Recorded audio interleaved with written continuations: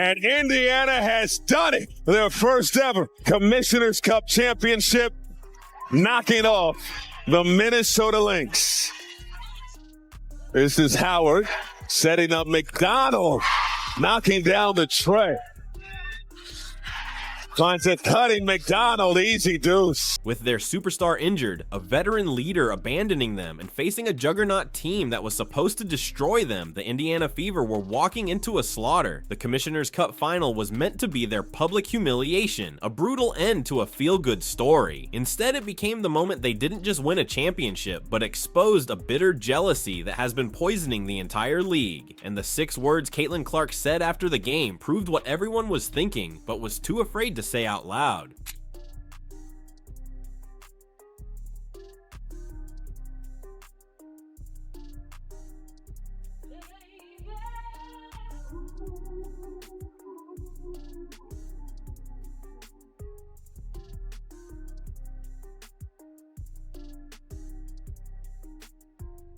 The crisis began with the one player they couldn't afford to lose. Caitlin Clark, the superstar rookie who had become the face of the league, was forced to watch from the sidelines. A persistent groin injury had benched her for the 3rd straight game, leaving a gaping hole in the Fever's lineup. This wasn't just about losing her points and assists, it was about losing the engine of their offense and the architect of their identity.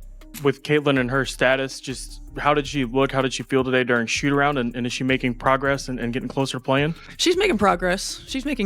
You know, I think, again, top of mind, I think I told you this afternoon, is just long-term. You know, making sure that we don't have any setbacks. You know, making progress and feeling good are 2 different things. And we want to make sure that she feels good. We want to make sure that she's confident. We want to make sure that we're not putting her in a position to have any setbacks. And that's the priority right now. In the games leading up to the final, the team had looked lost without her. Their once exciting pace slowed to a crawl, the ball movement vanished, and players started playing hero ball instead of team basketball. Clark was the reason arenas sold out, the reason every game felt like a major event. Without their floor general, the team's confidence seemed to be shattered, and the world believed that without Clark, the Fever were nothing. DeWanna Bonner was brought in for leadership. She was brought in for leadership. And you want to know all that these young players learned from her? If things don't go your way, refuse to show up, continue to get paid a max contract while you are sitting out, refusing to play. But losing their biggest star was only the first domino to fall. Just before this championship moment, a shocking act of betrayal rocked the locker room. Veteran DeWanna Bonner, a player signed in the offseason specifically to provide experience and leadership to a young roster, had quit. The story that emerged was stunning. After just 9 games, she reportedly became disgruntled with her role, refused to play after being benched, and was ultimately waived from the team. They look pretty flawless, you know, in the way that they're playing. And I don't know if different is the word as much as they look even more connected. You know, they're a team that was connected a year ago, but really the nuance of having each other's back on the defensive end, of knowing where your teammate's going to be, you know, discipline to coverages, the connectivity that they have on the offensive end of the floor. I mean, the way that they move with and without the ball, the way that the ball moves makes it really tough to cover. You know, I often say that offense is like a dance, and they are flowing, man. They are making music, and there's no doubt about it. So we have to try to be disruptive, and we have to try to take them out of that rhythm. She abandoned ship right when her teammates needed her most. A stunning move that sent a message of dysfunction to the entire league. At the exact moment they needed a veteran to steady them, their supposed leader walked out, adding a layer of internal chaos to their already monumental challenge. The Fever weren't just injured, they were fractured from within. Coach, this is your first season with this batch of players, and so I'm just wondering if the Commissioner's Cup is just a stepping stone for greater things to come. Well, I hope so. But at the same time, you know, we want to take care of business now, right? We want to win a cup. So we're not looking at it necessarily as a stepping stone. We're looking at it as an opportunity to win. And then we're looking at it, you know, as coaches, as an opportunity to continue to stack days. You know, we haven't had a lot of consistency in our lineup. And so we haven't really built that camaraderie and connectedness that we need in order for us to be successful. But we can take another step towards growth, another step towards consistency. on the floor, in execution, in energy level. We're playing the best team in the league right now, and we've got to come out and we got to play our A game. And as the team dealt with betrayal and injury, they had to turn their attention to the monster waiting for them. The Minnesota Lynx weren't just a good team, they were a juggernaut. They were the defending Commissioner's Cup champions, a well-oiled machine boasting the best record in the WNBA and led by the formidable MVP frontrunner, Napheesa Collier. They were playing on their home court in front of a sold-out crowd that was electric, ready to watch their team cruise to a repeat championship.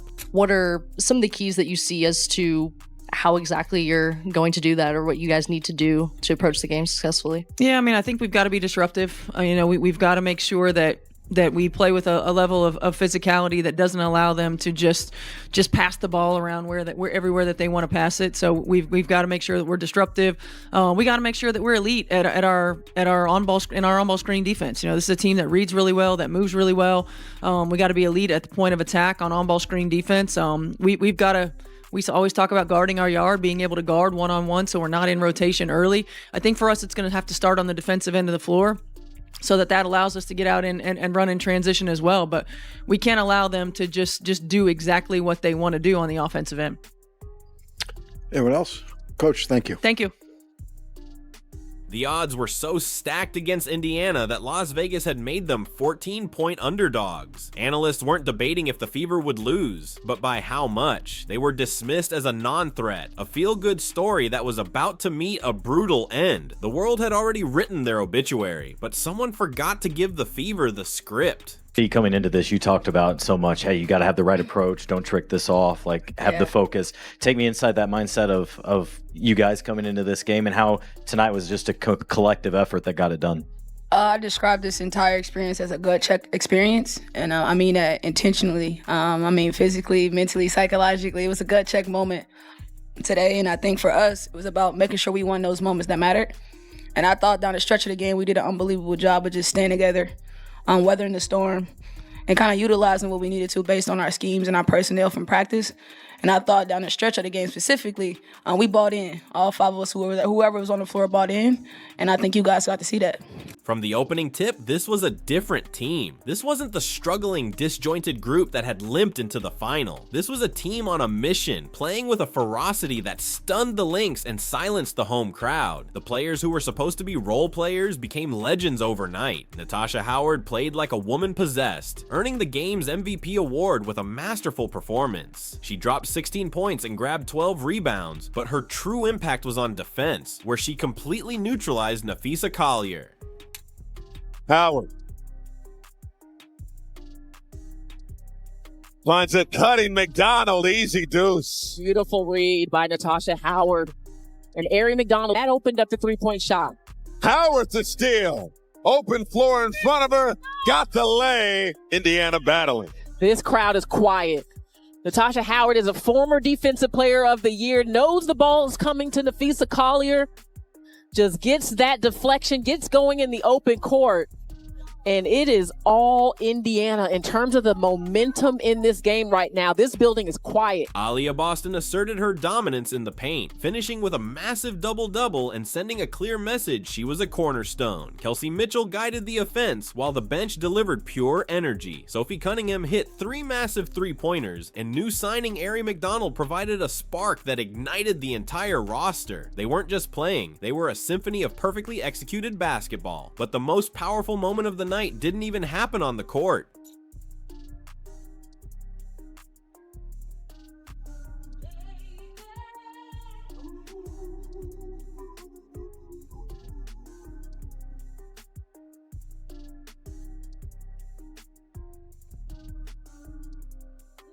As the final buzzer sounded and the Fever stormed the court in celebration, the cameras swarmed the team. Everyone wanted to see the reaction of Caitlin Clark. She had been on the sideline the entire time, cheering, coaching, and living every possession with her team. In the locker room, surrounded by her victorious teammates and champagne, she delivered the 6 words that perfectly captured the entire season of struggle, jealousy, and disrespect they had faced.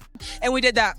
the game plan was obviously to wall off the paint against you and Tosh, but both of you guys finished with double-doubles. How did you guys get freed up? And for you especially, how'd you get going late in this game? I mean, it started with Tosh.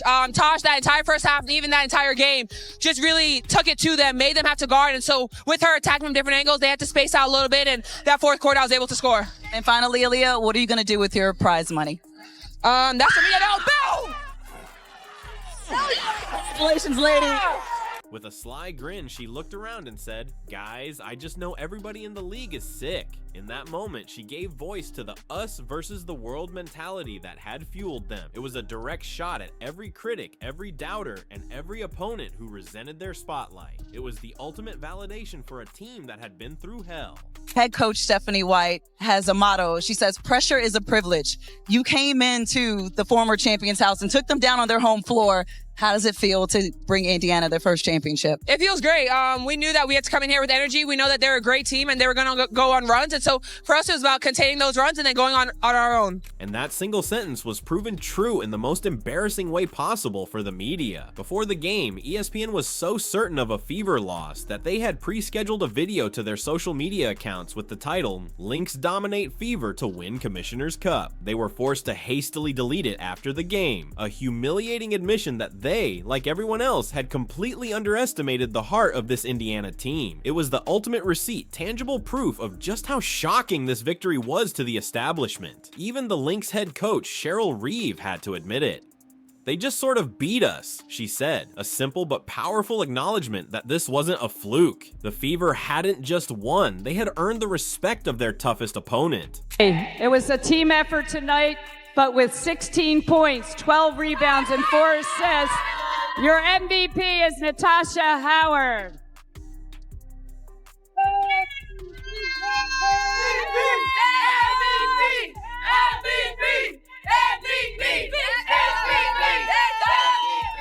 But this victory wasn't just fueled by heart and emotion, it was born from a tactical masterpiece. Head coach Stephanie White had crafted a brilliant game plan designed to dismantle the Lynx's beautiful free-flowing offense, which she had compared to a dance. The Fever's mission was to be disruptive. They played with a level of physicality that threw the Lynx off their rhythm, getting in their faces, denying passes, and making every possession a battle. They executed their on-ball screen defense to perfection, preventing the Lynx from getting easy looks. The defensive intensity was suffocating, holding the league's best team to just 39 points over the final 3 quarters and a miserable 34.9% shooting for the game. This wasn't just an upset, it was a strategic masterclass in how to slay a giant. Gives it up to Mitchell. Mitchell. Over to Cunningham, long range, bottoms. Big time trifecta, Sophie Cunningham. The real transformation, however, was cemented behind closed doors. The locker room celebration was more than just a party, it was the birth of a new identity. Video captured Clark, despite her injury, at the center of it all. She playfully used the Commissioner's Cup trophy as a celebratory chalice, her infectious energy proving she was the team's emotional leader even from the sideline. The joy in that room was raw and authentic. It was the moment they officially embraced their us versus the world mentality, bonded by the disrespect they had faced all season. They weren't just a collection of talented players anymore. They were a unit, a family that had stared into the abyss of failure and emerged as champions, stronger and more united than ever. Finds Hall beyond the arc, his score. Holson with the trifecta. And that's how you do it. Over to Cunningham, long range, bottoms. A joint effort across the board. Everyone on this roster did their part tonight. The shock of the Fever's win sent a tremor through the entire WNBA. The narrative shifted overnight. They were no longer the Caitlin Clark show, a team reliant on one player. They had proven they possessed lethal depth, grit, and the character of a true contender. This win did something far more damaging to their future opponents than any single superstar performance ever could. It planted a seed of doubt. Now every team getting ready to face the Fever knows that even if they manage to contain Clark, there is an entire roster of players ready to step up and beat them. The mystique of their dependency was shattered, replaced by the terrifying reality that they had multiple ways to win. The league was officially put on notice. I know it's not a WNBA championship, but to celebrate a championship nonetheless on Target Center on the floor. Yeah, I mean, we have a resilient group. You know, they're tough mentally, physically. They pull for one another. You know, I don't know if it's something that I learned that I didn't already know. It's just I'm proud for them that they can see it come to fruition. Being able to handle the ebbs and flows of the game, being able to give to one another regardless of struggles. I mean, we had some players that were struggling. We had some moments where we struggled, but we still gave to one another. And that's a growth area for our team. I felt like our execution through 3 quarters on both ends of the floor was really good against an outstanding team. I mean, I'm just really proud of this group. This victory was never just about a mid-season trophy. It was a statement. It was a declaration to the entire WNBA that the Indiana Fever are far more than a one-woman show. They proved they have championship DNA, a roster filled with heart, talent, and a toughness forged in the fires of adversity. They stared down betrayal from within and a titan from without and refused to blink. And in doing so, they sent a chilling warning to the rest of the league. A team that now knows it can dominate even without its superstar is an absolutely terrifying force to imagine when she returns. The Fever aren't just a team for the future. They have arrived, and they just put the entire world on notice.